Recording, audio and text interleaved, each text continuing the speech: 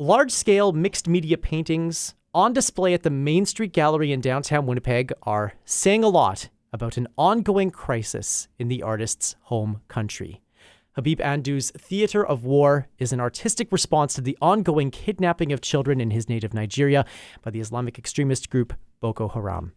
The crisis was brought to the world's attention over a decade ago with the hashtag #BringBackOurGirls, but the situation has since largely vanished from the headlines. Habeeb joins us in the Classic 107 studios this morning to tell us more about Theatre of War. Thanks so much for joining us, Habeeb. Thank you. Thank you for having me today. First of all, as I mentioned, this took place, the Bring Back Our Girls sort of movement came to the public consciousness about over a decade ago now. What spurred you to create Theatre of War in 2025? Yeah, Theatre of War is still what is still going on in my country presently. Kidnapping is now a business for individual where everybody see individual as value. If they kidnap one another, they have money, quick money from it, and everybody just see it as a quick business, and they don't care about the consequence about it. And also, the country's security is just, let me say, there's not much serious security in the country where kidnapping can just go on and nothing is going to be done about it. So the situation that was taking place back in 2014 still very much a part of Nigerian life. Yes, now is now spreading across the country where you only have a grace of yourself waking up, but you don't know how your day is going to be, because if you are stepping out, you don't know your fate. Maybe you'll be kidnapped or you'll be killed. Nobody knows. You can't travel from point A to point B without having the phobia or scared of maybe something bad is going to happen on the road. Yeah. What is it like for you then to take on this incredibly personal and such a heavy subject and then do this response in art for what I understand is your debut solo exhibit? Yeah.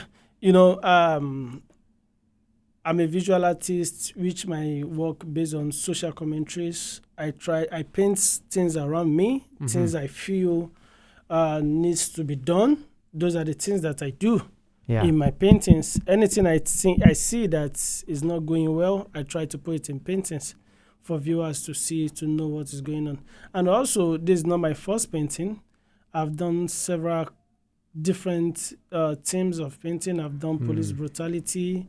I've done low housing estates, series of couples of work. But to me, education is the foundation, is the bedrock of human, and the education needs to be taken seriously. But it's not taken so serious, and the security of the country is just so porous. That's why I just think things needs to be done to it. That's a very hard place, I would imagine, to live in as an artist, to be bearing the weight of that education and of this crisis that is ongoing. And you talk about the other issues that you've covered and tackled in your arts, like police brutality.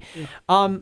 How do you balance your own sort of approach to this art in a way that allows you to convey these messages, to tell people about what's going on, but also how do you manage that weight in your own life?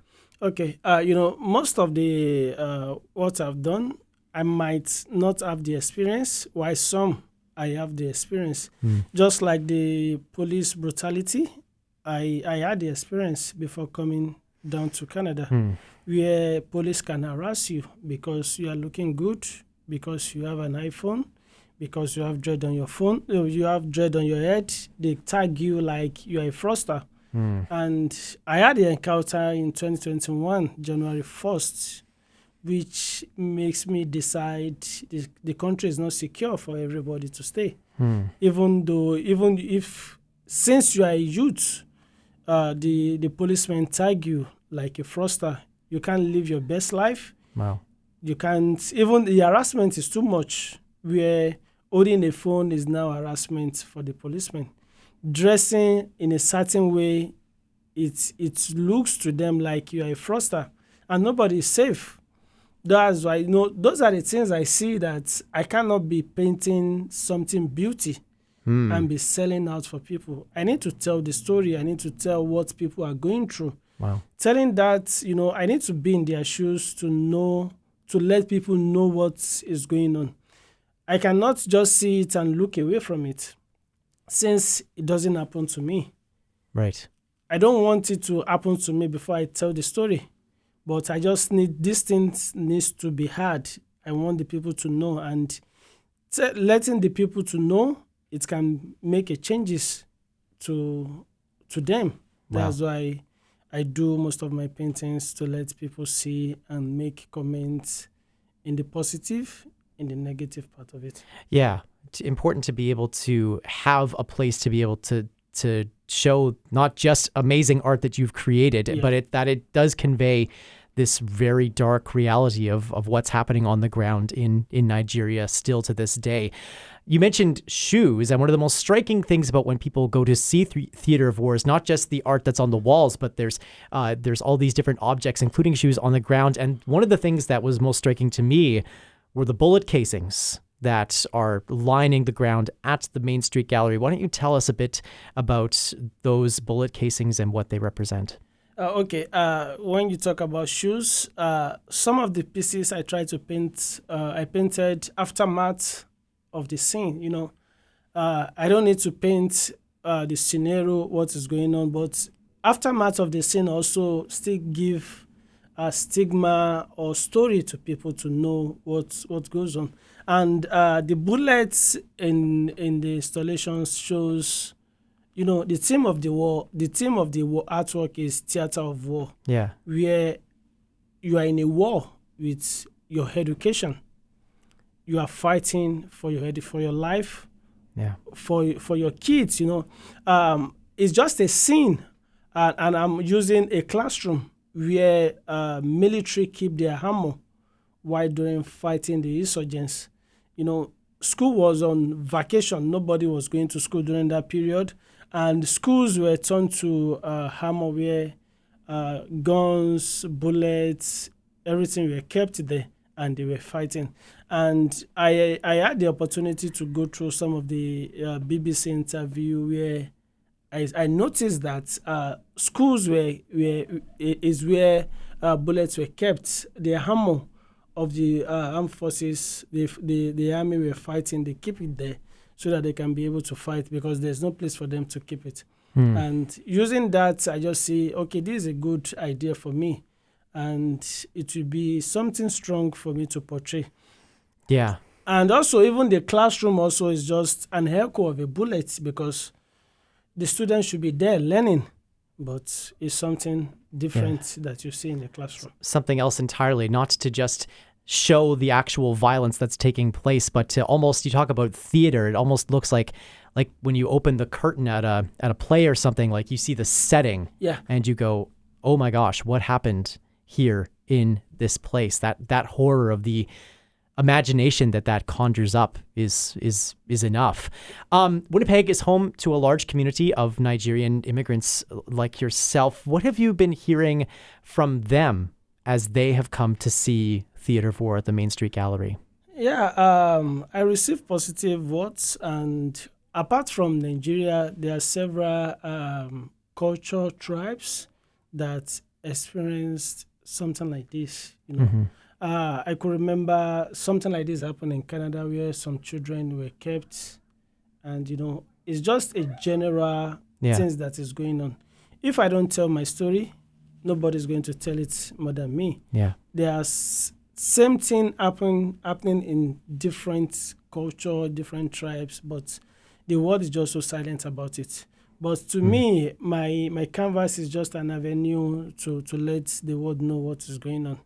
I see my painting like a voice to let the people. It's just like I'm singing, and I want my painting I want my paintings to be out there for the viewers to see what is going on. Yeah. What do you hope audiences more broadly maybe people who haven't seen it yet from the Nigerian community here in Winnipeg, but also from any array of cultures that live here? What do you hope that audiences take away from having seen Theater of War?